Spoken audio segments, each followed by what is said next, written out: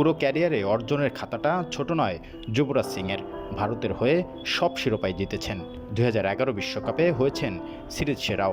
তবে তার ক্যারিয়ারটা অসময়ে শেষ হয়ে গিয়েছিল কিনা তা নিয়ে আছে কানাঘোষা। সে বিষয়ে অবশ্য বোমা ফাটিয়েছিলেন ভারতীয় আরেক ক্রিকেটার রবিন উথাপ্পা।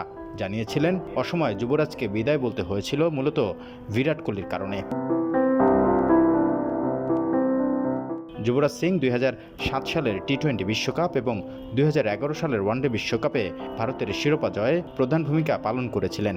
তবে 2011 সালের বিশ্বকাপ চলাকালীন সময়ে তিনি ক্যান্সারে আক্রান্ত হন এবং বছর শেষে চিকিৎসার জন্য মার্কিন যুক্তরাষ্ট্রে যান।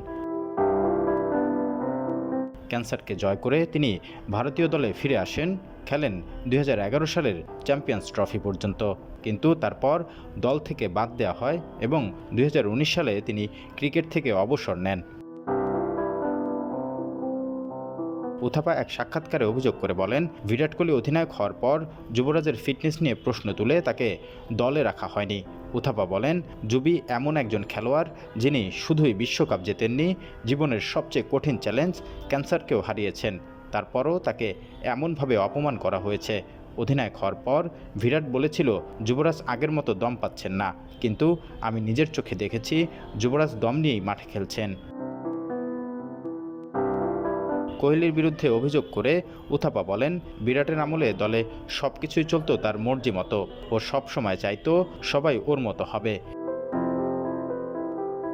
সাবেক ভারতীয় ক্রিকেটার বলেন, কিছু কিছু নেতা থাকে যারা ক্রিকেটারদের কাছ থেকে একটা নির্দিষ্ট স্তরের পারফরমেন্স প্রত্যাশা করে, তার চেয়ে কম হলে চলবে না। এই ধরনের নেতারা অনেক সময় ক্রিকেটারদের হতাশার কারণ হয়ে দাঁড়ান।